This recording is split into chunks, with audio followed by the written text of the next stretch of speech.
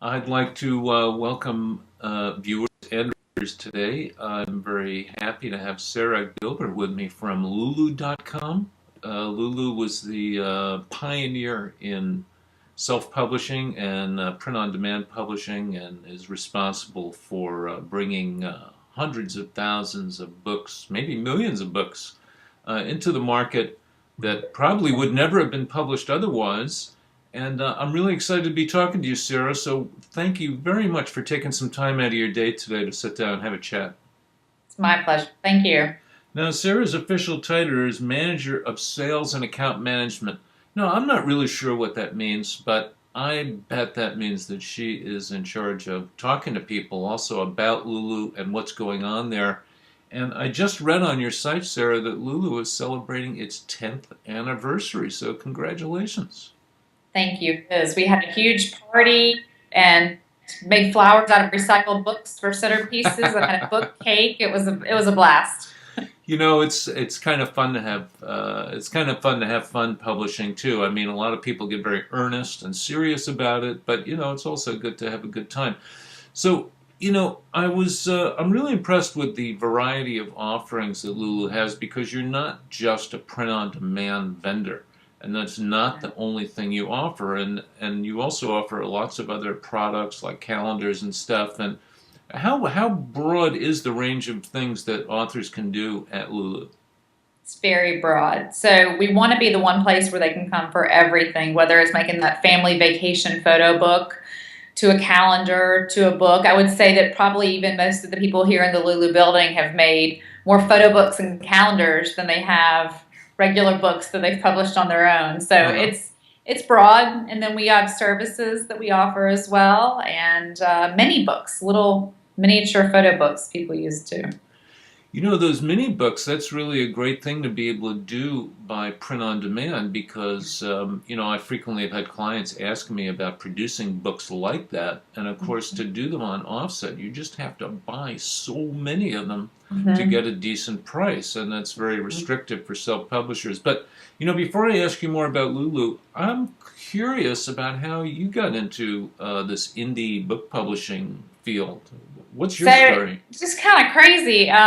Was educated as a teacher, and I was a teacher for 6 years and a coach. And then I changed my mind and went into finance sales for 8 years, which, like a lot of finance sales, abruptly ended around 2008, 2009. I remember And that. I live in Raleigh, North Carolina, where the headquarters of Lulu, where we're located. And, I was at a point in my life where I kind of just decided there were probably less than five places where I'd work and I Hmm. wanted to work because of what they did and who they were, and that no matter where I went, I would learn the ropes, start from the bottom if I needed to, and then figure out where my position would be that would be right for me. And then Lulu was definitely the top one. And so I ended up here getting my foot in the door as in a sales position. And now I manage the sales team and the account management team, and I love it. This is exactly where I'm supposed to be. That's fantastic. And, it's great for Lulu to have a spokesman who's really enthusiastic. So kudos to you. Now, I know that um, you started out as print on demand and then gradually expanded. And I'm curious how long you've been doing ebooks and if ebooks are becoming a bigger part of what Lulu does for their authors. They are. So I've been here a little over 3 years, and we did ebooks over 3 years ago. Uh-huh. Probably, I don't know what year they started, but when I entered at Lulu, it was primarily PDFs people were selling as ebooks. Mm-hmm. Now, today, we are doing ebooks, of course, more EPUBs than we are PDFs. And we have distribution channels for ebooks. When I started, we didn't have any distribution channels. And we're encouraging authors to publish print and ebook, of course, not to leave anybody in their audience out. And so it is a growing channel for us. Yeah, no, that's interesting. So your distribution, does that include distribution to all the major ebook retailers? Today it includes the iBook store Mm-hmm. as well as the Barnes& and Noble Nook store. So of course one of the major ones is left out.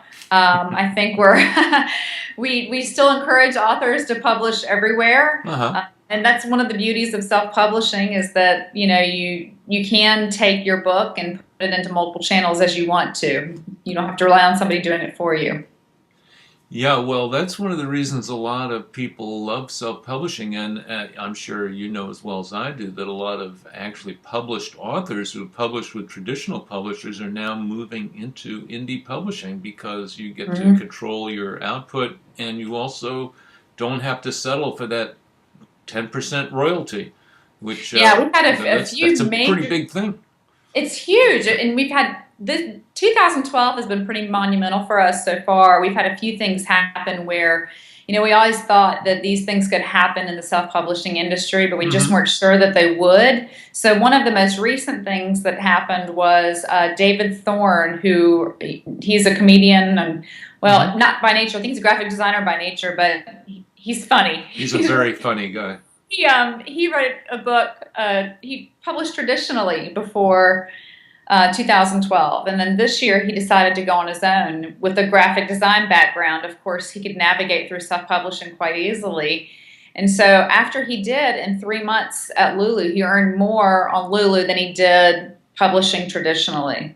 So it was one of those test cases where we could see how quickly somebody could do that, and he just really knocked it out of the park. And so for us, that was a pretty big case where you can see somebody and you just compare the numbers from traditional to the numbers to self-published, and I think it's the impetus that people need to know that it's okay to come over to the indie publishing world and do it yourself. Yeah, and that's a really good result for Lulu, particularly because I think that, for a long time, Lulu was kind of characterized as a place where, authors went and did their books, but, basically most of the books are being sold back to the authors. And that was maybe Right. due to some interviews that were given years ago by Bob and the founder of Lulu. So it's really good to see that Lulu books are penetrating more into the marketplace, into the retail marketplace. So you Hmm. mentioned that Thorne was able to make quite a bit more from Lulu, and why don't you tell viewers how that works at Lulu, what the royalty arrangement is, or what authors get to keep out of their sales, that kind of thing. Sure. So there's two different models here. There's the model when it's sold on Lulu, and then there's the retail model. Sure. So when it's sold on Lulu, whatever price they set, take out the cost to print, Hmm. determined by page count Sure. and the book trim size, hardcover, paperback. Whatever's left, they keep 80%, and Lulu keeps 20%.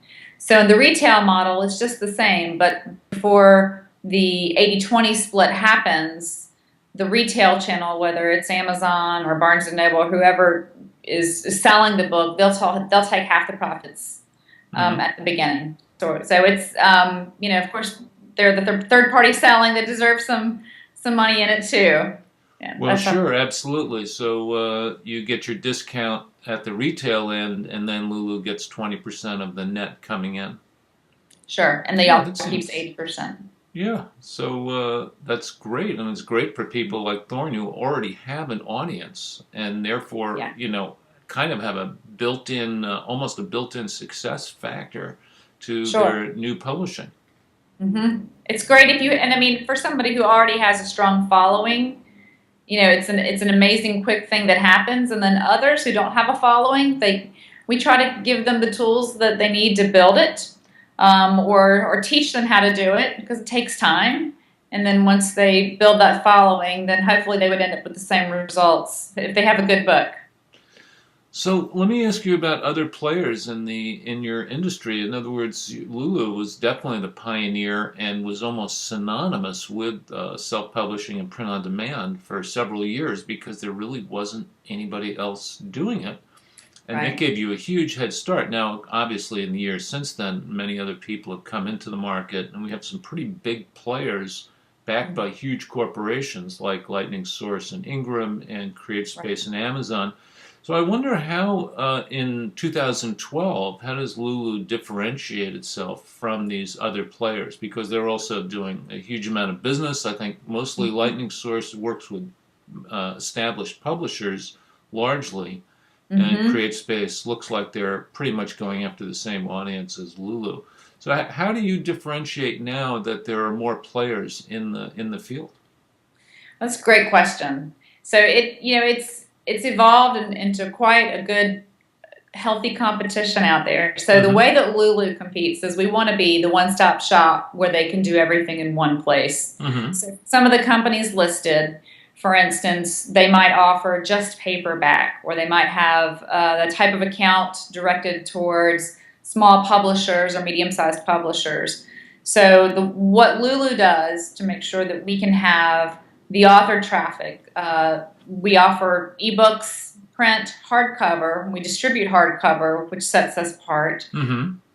As well as we just make it as user-friendly as possible, trying to give them all the tools to fill in the holes where they need. So, you know, I mentioned services. So if they need publicity services or website design, whatever it is that we need, we want to have that here for him so they can just go to one dashboard and do everything. Well, that is really pretty handy. And, you know, I mean, self-publishing takes a lot of time and effort, particularly when you're new at it and you're just getting started. I mean, once you're set up, then it becomes like any other enterprise and, you know, you learn how to deal with it. But a lot of new self-publishers are really overwhelmed. And I try to kind of encourage people to find a single point of contact, like if they're doing ebooks, to find somebody who can do the whole ebook universe so they don't have to like run around with all these different accounts. And I think that's partly what you're telling me about Lulu, trying to create that one dashboard in a sense where you run your whole kind of publishing empire out of there. That's right. I mean, you know, whether you're an individual author who does it, you know, where you can see literally your entire list of titles, whether it's an ebook or a paperback or whatever it is. And then if you're a small publisher, we have a lot of small publishers using Lulu as the back-end tool for publication management. So they might have, you know, 2,000 titles with us, and they can kind of navigate in and out of Lulu fairly easily to accomplish what they need from a business management perspective. Now you provide everything, huh? You also are you a supplier of ISBNs as well for Bowker and? We are. We'll supply an ISBN for an ebook or a print book. We'll also let you use the buy your own ISBN through Lulu. We offer them at a little bit of a discounted rate if somebody wanted to be branded themselves.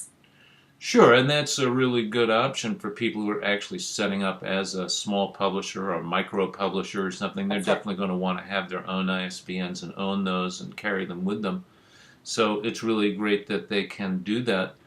Now, what about pricing? How do you feel you stand as far as the services you offer compared to other vendors who are offering similar services? Like one question I've been getting a lot lately, Sarah, is about the cost of ebook conversions, because people have, maybe they've already published their print books, so they might have a backlist, and now they're looking at, oh my God, how do I get into this ebook thing, and how much is it going to cost me? And it's really a concern for a lot of people. It is. Ebook conversion, you know, an EPUB is not a simple file to put together. So for ebook conversion, you know, you've seen people out there who are offering it for less than $50, and then you'll see people who are offering it for hundreds, almost thousands of dollars. And a lot of times they'll lump in distribution with it as well. And a lot of authors just don't know that the distribution part of it is fairly simple. So ebook conversion, we have a few different ways that you can do it. So for somebody who wants to go and do it on their own, we have an ebook conversion tool. So you could upload a Word document and we'll turn it into an EPUB for you, even putting the ISBN in it. Wow. So the trick of this is you can't just put a Word file with, you know, clip art and fancy fonts and whatever it looks like. If you put it in all dressed up, it's not going to come out looking the way you want it to. So we have an ebook creator guide, which breaks down exactly what you need to do to your Word document to make sure that once you put it in our ebook conversion tool, it comes out looking like a really well formatted EPUB. So if you can do that, that's free. If you can't do that, we have a Word to EPUB conversion service that's roughly $200, but we'll do it for you. We have a PDF. Some people don't have the Word doc for whatever reason. Sure. Well, a PDF to EPUB conversion service for a little bit higher. It's about $250, $300, depending on how big your PDF is. Sure. That will take your PDF and turn it into an ebook for you. And do you get to proof the resulting EPUB files before they go out so you can make sure that all those conversion things happen the right way and your links are still Yes. working and all that good stuff? Absolutely. Yeah, so for the ebook conversion tool that's free, that's a DIY, a do-it-yourself platform that we have. So you get to proof it as you go along. Sure. And for the service, you work with one of our services coordinators who will show you what it looks like before they turn it into a live book. You know, I'm just going to back up for 1 second because you were talking about something else earlier that kind of intrigues me, and that's the market for PDF ebooks. Right. Now, you know, I love PDFs, and you know, they're so common on the web, and we use them for all kinds of stuff. And I loved PDF when I first saw it. I thought, wow, Adobe has really hit the nail on the head with this thing, and that was a long time ago. Mm-hmm. And I'm kind of giving away how long I've been doing this, I know, but you know, it seemed to me that the market for PDF ebooks just never developed very much, and yet they are great. They make great books because when you look at a PDF, you're looking at actually, in a sense, it's the original, and then the print books are the duplicates of the PDF. So you can really put everything you want into a PDF. Beautiful images, perfect typography, everything stays right where you put it, and yet, you know, they just don't seem to. There's no real great retailing of PDF ebooks, and I'm wondering what your experience at Lulu has been with that, since you run also not only the back end, but you've also got the storefront. Yeah, so you're exactly right. I mean, people don't want to buy a lot of PDFs. If there's an EPUB out there or if there's the print version, and I think it's completely driven by the devices. So, you know, if you're reading on your computer, I'm like you, I'm fine with reading a PDF. I can make it larger. I can do what I want to with it in order to see it the way that feels comfortable to me. Much like on a computer, if you're doing that on a device, that almost requires an EPUB. So because, you know, the iPads and the Kindles and everything that has come out, and that's the format that seems to be rising to the top. You know, I'll date myself and say it's kind of like beta and VHS. You know, one is extinct and the other is almost still surviving. But yeah, that's the way it turns out. Yeah, and yet, you know, the iPad, to my mind, is the best PDF viewer I've ever seen. I mean, it's just gorgeous. Everything looks great. It's nice and big. You can read it. But anyway, I don't know. Maybe it's just me, but I think it's too bad because there's a lot of things we could do. And now, for instance, we're into these fixed layout EPUBs, which is really kind of a way to make an EPUB almost act like a PDF in a sense, where everything's nailed down. And you know, so the way things develop and how they become popular is really very interesting to me as you watch this stuff over time. But enough about me. You know, one of the other things I noticed on Lulu that's brand new is this, let me get this right, Sarah, I don't want to misname it, is the Lulu Publishing Advisor. Yes. And I thought that was really, really interesting, and I'm going to tell you why. The Lulu Publishing Advisor, for people who have no idea what I'm talking about, is a software tool, and I'm reading off the screen here, that provides you with custom publishing recommendations for your book. And, you know, this is something that I confront all the time because, you know, I do a lot of consulting with authors, and obviously I field hundreds and hundreds or thousands of questions on my blog, and one of the biggest problems people have is that books are so darn specific. You know, each book is really quite unique. And so the idea that you could automate this process, because a lot of people pay me just to sit down and talk to them about, well, what should they do? Like, I'm a publishing advisor. Well, we don't want to be taking any money away from you. I'm not too worried about that, Sarah. Trust me. You know, I can't handle that many people at once. So tell me about this publishing advisor and why you put this together and whether it really works in that, you know, like, because people's books, even if you describe them and they sound similar, they could really be quite different. The authors are quite different. Their marketing abilities are different. So tell me about the Lulu Publishing Advisor. So the Lulu Publishing Advisor, the URL is publishinghelper.com. It was created for the purpose of helping authors customize what their needs are and provide them some feedback to where they need to go starting forward. I was a few days before we released Publishing Helper, I was sitting in a coffee shop with a friend from childhood and her husband who'd written a kids book, and they were asking me all these questions. And after an hour, I felt like, I feel like this is Groundhog Day. I've done this every day, almost a few times a day, as have the staff here at Lulu who help people, and I'm the whole routine. You know exactly which questions to ask and Yep. what to say to people. So we wanted to try to put that in an automated way as much as we could. So what the Publishing Helper does is it's a tool where they go through 5 questions and determine what their answer is. And these are based on some decisions they have to make along the way, like where they are in the editing process. Is their goal to distribute their book? Do they know anything about marketing? What they want to do with their book and how they're ready, or just it's almost like the questions are the beginning of the circle of awareness that we're bringing forth to people as they begin to self-publish. So what happens is, based on these slider questions that they choose, we try to make it fun and quirky because, Lulu is a really interesting company. We love to make tools fun. So we made it a fun site. And at the end, it provides feedback based on what they say. So for instance, if one of the questions was they have their marketing plan, they have it down pat, then we're not going to give them too much feedback on the basics of marketing. We might take it to the next level and point out some things that they'll need to know for marketing for the expert. So, we give them customized advice, but it's not entirely custom. As you said, people's books are very, very different. Sure.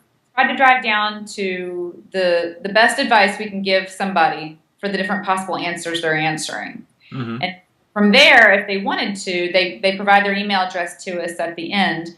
We reach out to them and say, we're here for you if you have questions. And so if they have follow-up questions or anything that they want to know about Lulu services that could help them after that, then we've given them our contact information. So reach back out. The opt-in is at the end of the process. It is at the end of the process before I think that's really great. I mean, you could have put the opt-in at the beginning and said, give us your email address and then we'll give you the tool, but you didn't do it that way. So I really want to congratulate you on that, because I think that's really shows your connection to the community. That you really want to give something back and help the community, and I really appreciate that. On behalf of everybody, I'm saying thank you. Well, thanks. I appreciate it.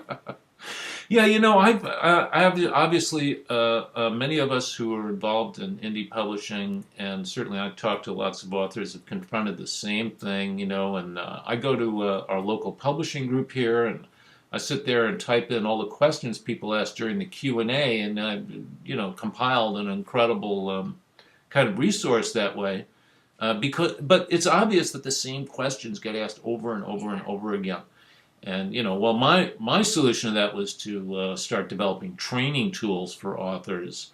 Yes. Which I'm deeply involved right now. I'm running right now my course, the Self-Publishing Roadmap, which is kind of a big training, but I've got lots of smaller training stuff coming also. So it's interesting to see how a big company like Lulu can address some of these same questions and get people on the right path to get, to meet their goals. So 2012 has been really good for Lulu. What else have you got coming up this year? So this year we've got a lot of projects coming out that are going to make our site more, it's going to be a tool where things are a little more friendly for their dashboard. So we're going to provide some really fancy stuff in their dashboard for them. Offer better reporting. We're going to build up our author education. Mm-hmm. We've really been focusing on our blog recently and beefing up training authors and author experiences, success stories. So we also did a replacement of our e-commerce engine earlier this year. And what that did was it made our stores localized. So we have not just one site in different languages, but we've got now Lulu.com in different languages, different currencies that are specific to all sorts of countries, and we're rolling more out soon. So we're looking forward to becoming a bigger company globally. Well, that's fantastic. So you're going to go international? Is that it? I mean, are you producing books for people in other countries? We are. So right now we offer Lulu as in German. I'm going to rattle these off correctly. We've got German, Spanish, French, Dutch, English, and Italian. And so those are the 5 languages where we offer support in Lulu. Now, anybody can publish in any language in Lulu, but those are the five languages that we have right now that we support. But do you distribute internationally? I mean, can I go there and publish in Spain and England and Italy and Germany? So it depends on the distribution channel they select. So right now, Amazon.com.co.uk, the Ingram catalog. So it depends really, that's kind of country specific. So you use the distribution that exists already to get into other countries? Yes. And you could put people into that distribution. Well, that's terrific. Okay. You know, I'm really interested in stuff that's going on at Lulu and how you're helping people and the way you're adding products that people can, you know, besides just paperback books, that people can do there, and I think that's great. Have you got, you know, I really appreciate you taking your time doing this, Sarah. I don't want to keep you too long. I wonder if you have any tips or suggestions for people or things you've discovered about indie publishing that would really be helpful that you want to mention before we sign off? You know, I don't know if I could wrap that up into one thing to say, but you know, when take your time. I think that, you know, the one thing I've learned is that marketing has got to be the hardest part about indie publishing, because not all writers are good marketers. So I think that people get to that point of the process and get frustrated, but I would just say to them, you know, to remain authentic, especially with social media and anything that they do, and also to not give up, keep going. You know, a lot of books out there did not get their start the week after they were published. Just to keep it up, try new things, have a plan. If the plan doesn't work, change the plan.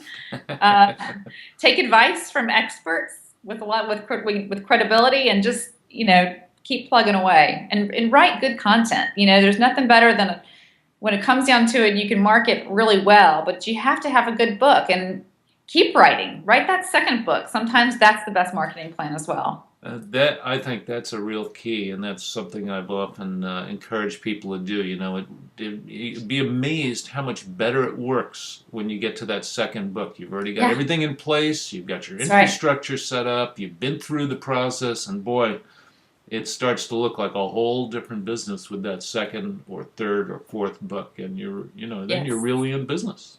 I think too that that's going to be the thing that's the most. It becomes more fun after your first book. Your first book, you might make some mistakes and figure out what you want to do the second time, and by your third or fourth book, you're kind of in a groove of doing it exactly how it should be done. Well, I really love your optimism and your upbeat attitude about indie publishing. That's really great. And I love the fact that Lulu does try to find ways to give back to the community that's, after all, made you guys such a huge success in self-publishing. So thanks for that. I think people should go over and check out your publishing advisor, and I'll leave a link under the video here so people don't have to try and spell that.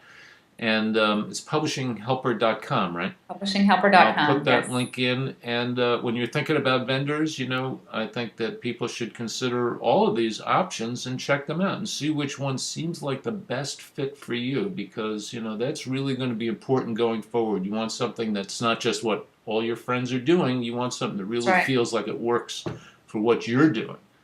And that's great. I want to thank you again, Sarah, for taking time out of your day. I know you're super busy, but you know, do keep me in the loop if new things are happening. I love to hear about them and report them for my readers. So thanks very much.